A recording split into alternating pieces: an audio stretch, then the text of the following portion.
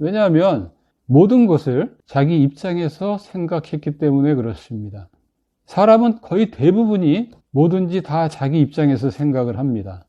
상대방 입장에서 생각하는 사람이 별로 없어요. 다윗도 자기 중심적으로 생각을 하게 됐죠? 자기는 사울에 대해서 어떠한 원한도 갖고 있지 않아요. 사울의 왕위를 넘보지도 않았습니다.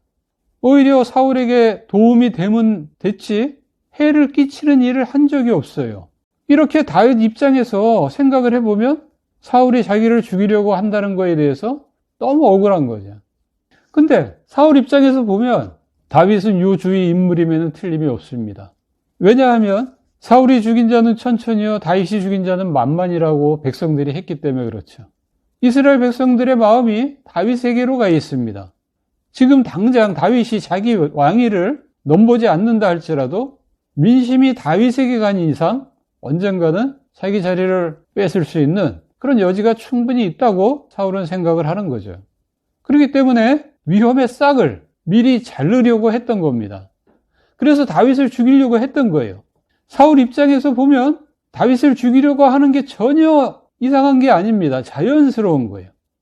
그러니까 다윗은 상대방 입장에서 이해하려고 하지 않고 자기 입장에서만 이해를 하려고 했기 때문에 상대방에 대해서 막 분노함이 나타나는 거예요.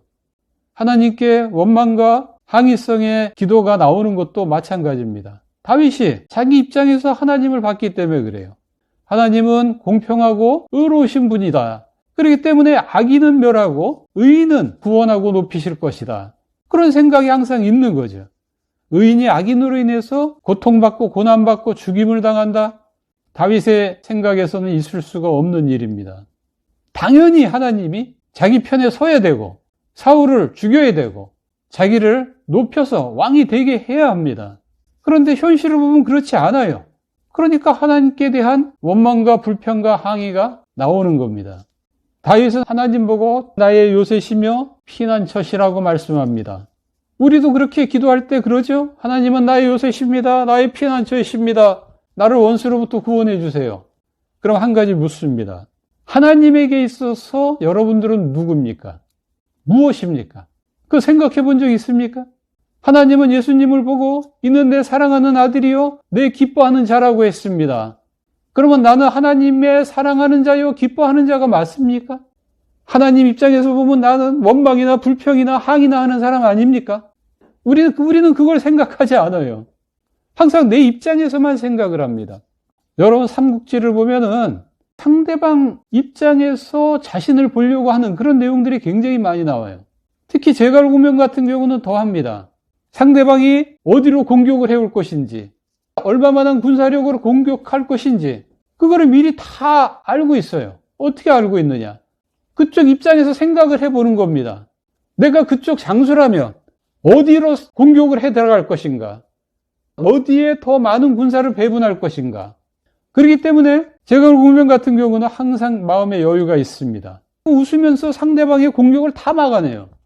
우리가 상대방 입장에서 이해하려고 하는 습성을 가지면 마음의 여유가 생깁니다. 분노가 없어져요. 다윗처럼 이러한 분노가 나오지 않습니다. 하나님에 대해서도 마찬가지입니다. 그래, 나는 하나님의 사랑하는 아들이고 기뻐하는 자야. 하나님 입장에서 봤을 때 나는 굉장히 중요한 존재야. 나는 하나님의 뜻을 이루어야 하는 존재야. 하나님의 뜻을 이루기 위해서 나는 살아야 돼. 이런 생각이 갖고 있다 그러면 지금 상황에 아무리 안 좋다 그러더라도 하나님께 대한 원망, 불평, 항의를 하지 않게 된다 이 말이에요. 예수님이 이 땅에 오셔서 하나님께 대해서 한 번도 원망한 적이 없어요.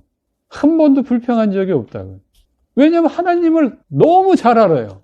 하나님이 능력이 부족해서 예수님이 도망자 생활을 하도록 내버려 두는 것이 아닙니다.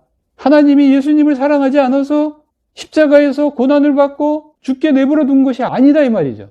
예수님은 하나님을 너무 잘 알아요. 자신을 땅에 보냈고 나는 하나님의 백성을 위해서 백성들의 죄를 위해서 십자가에서 죽어줘야 된다.